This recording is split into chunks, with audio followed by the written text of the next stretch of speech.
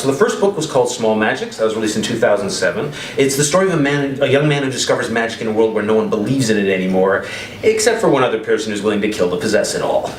And that's where our trilogy begins. Now the second book is a young magician must find a way to end a war before the church can find an excuse to hang him for witchcraft. That's the second book. So the third book, True Magics, takes place after. And I'm going to do 3 readings. I'm going to read the prologue, and a bit from the second chapter, and a bit from the fourth chapter, which I hope won't completely destroy the entire book for you. So let's begin. The prologue is a letter from our hero Thomas Flaherty to his parents. Dearest father, mother, and brother, the war is over. We are in Hawksmouth, and we are unhurt. We arrived last night, and I'm writing this letter before my breakfast. There will be a celebration at the Academy to welcome back those of us who survived and honor those who did not. It will be rather bittersweet. As I'm sure Lionel has told you, the church's guards destroyed Henry's and my last apartment, and given all that occurred there, we had no desire to go back. We are using the money that Henry's brother has paid us to get a new apartment. I will send you the address as soon as I may. George and Eileen are staying in the city until the spring at least.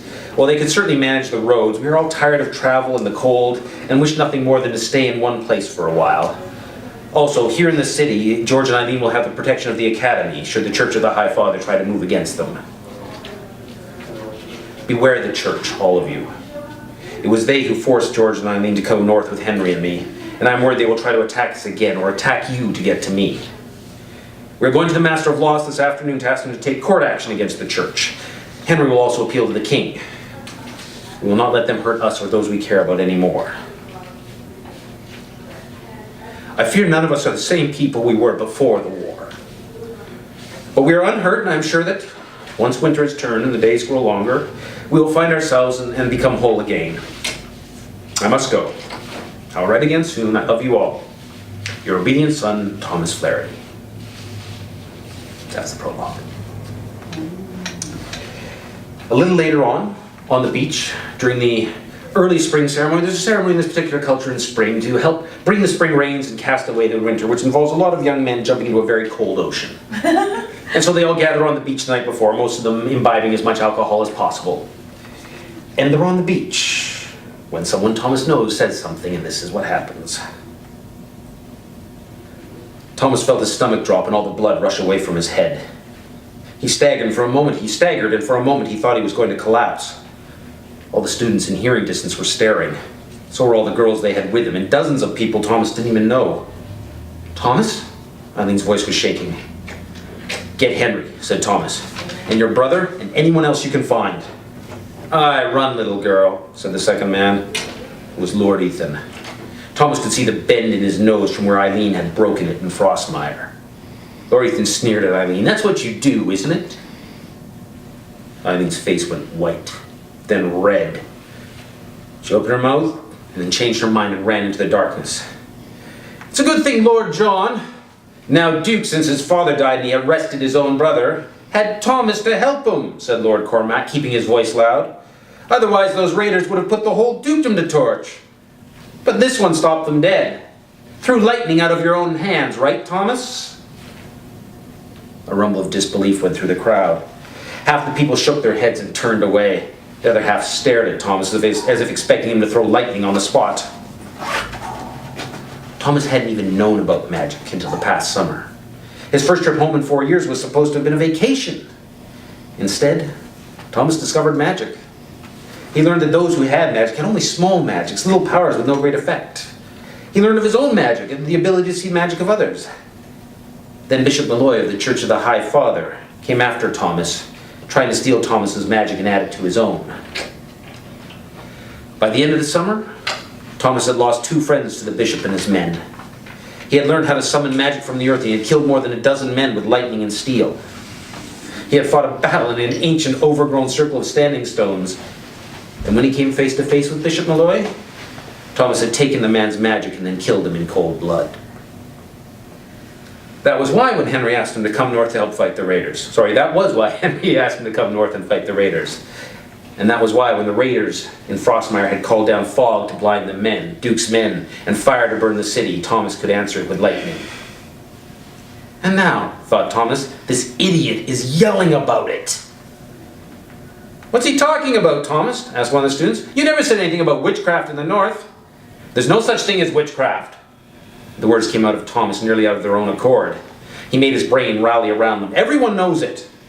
Really, said the third man, Lord Anthony, also late of Frostmire. Did everyone see lightning fly from your fingertips? No, said Thomas, and neither did you, any of you. We were there when the palace was attacked, said Lord Anthony. But not during any of the fighting, said Thomas. As I recall, Lord Richard had you all safely out of the way when he let the raiders into the castle. Was that so you could help him murder his father? A new buzz went through the crowd, and all eyes turned to the three lords. We were misled, said Lord Cormac without the slightest trace of remorse. Lord Richard was the rightful heir, and we were following his instructions. We cannot be blamed for that. Whereas you, Thomas, you knew exactly what you were doing, didn't you?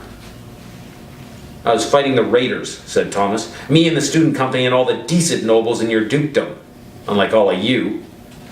You're a fine one to talk of decency, said Ethan. You practice witchcraft. Your girl dresses a boy and throws herself at any man she fancies. Is it true she slept with Baron Goshawk? He never did answer that.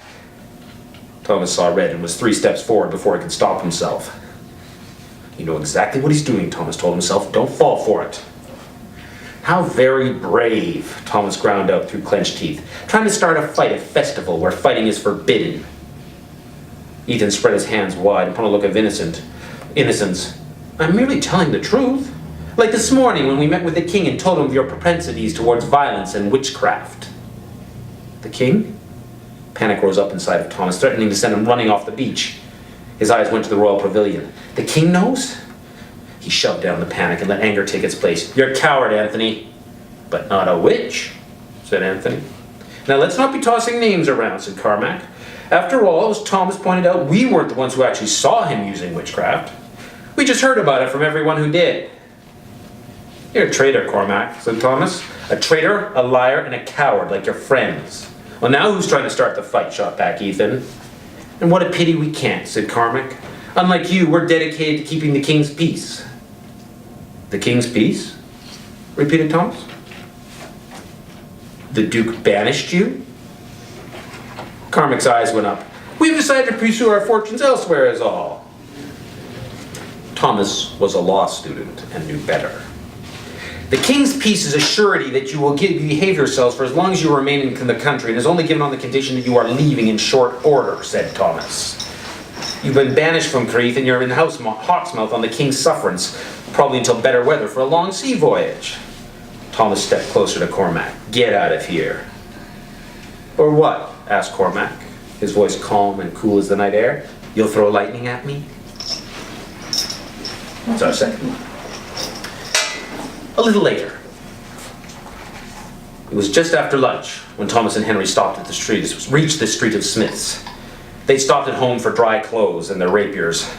Both were tired, but they knew there was no way they'd be sleeping anytime soon. Besides which, Eileen and George were no doubt desperate to hear they were all right. Or at least Eileen will be, thought Thomas, as they reached George's forge. George had seemed more irritated than anything else with the whole mess that happened. The street was mostly empty when they arrived. The wind had risen since the morning. The day had not warmed up at all. The few folks that were out were either coming from one of the houses or heading to another. No one wanted to be standing around chatting. Thomas hammered on the closed door of the forge and called up, "We're back! They're back!" Eileen shouted. A moment later, Thomas heard her footsteps pounding down the stairs. She shot back the bolt inside loud enough to be heard and swung the door open.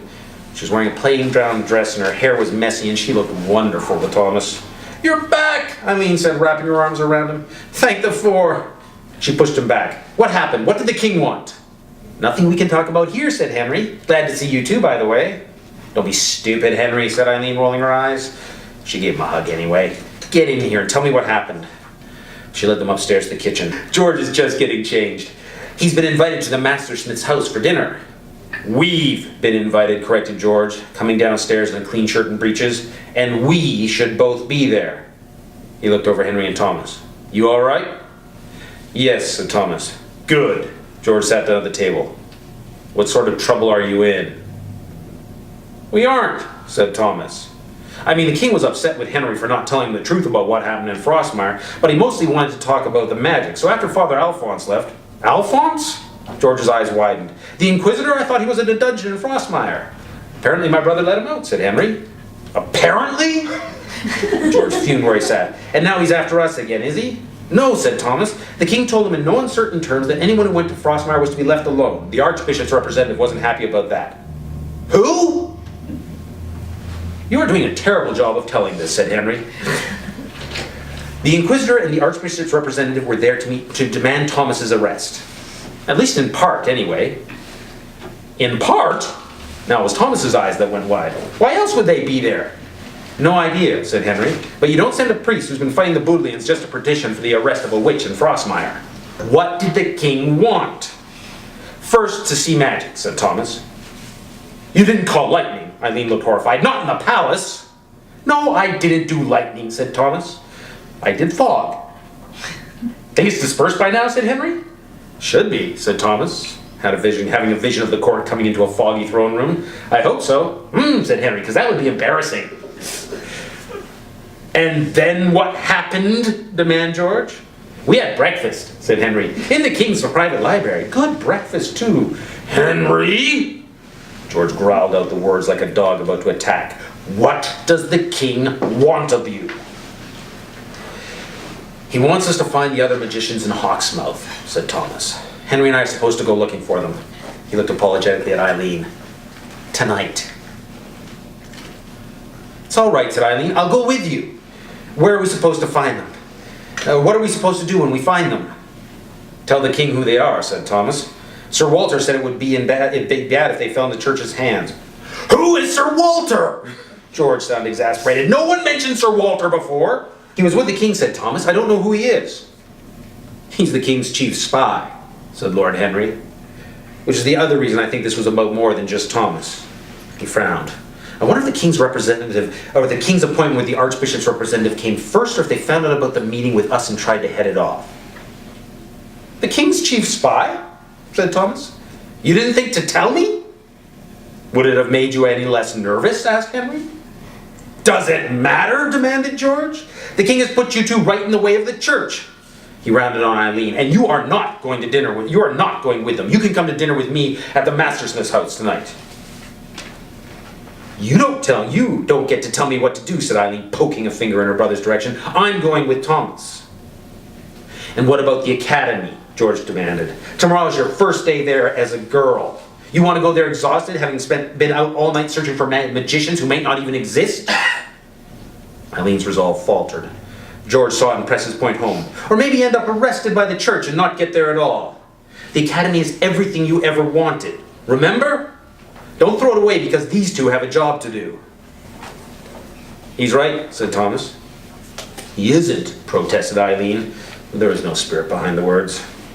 We're just starting the search tonight, said Thomas. We'll probably won't find anyone anyway. You can help us later on, all right? Eileen pouted. We're not even getting dinner together, are we? Thomas shook his head. Sorry. Fine. I'll stay here tonight and study. Don't be silly, said George. You'll come to dinner. No, said Eileen. If everyone's so worried about me being in the academy, I'd better make sure I get in. Wish I could help, said Thomas. Me too, said Eileen. I'm terrible at astronomy, and worse at trigonometry. Then you'll never be a navigator, declared Henry, looking sad. Which is too bad, because I hear it pays well. Not funny, said Eileen, getting to her feet. I'll be in my room. Good night. Eileen, Thomas began.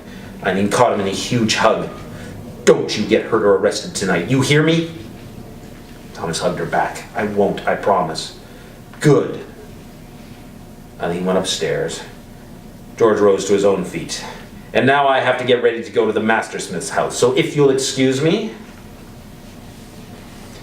In the street in front of the smithy, Thomas looked up at the light coming from Eileen's room and sighed. I was really looking forward to dinner tonight. Oh, don't worry, said Henry. We'll still eat. It was the company I was looking forward to, said Thomas. It was the kissing you were looking forward to, said Henry. And all that comes with it. Now let's be off. It's time to look for a magician or six. Say it louder, muttered Thomas. I don't think the whole sick bird.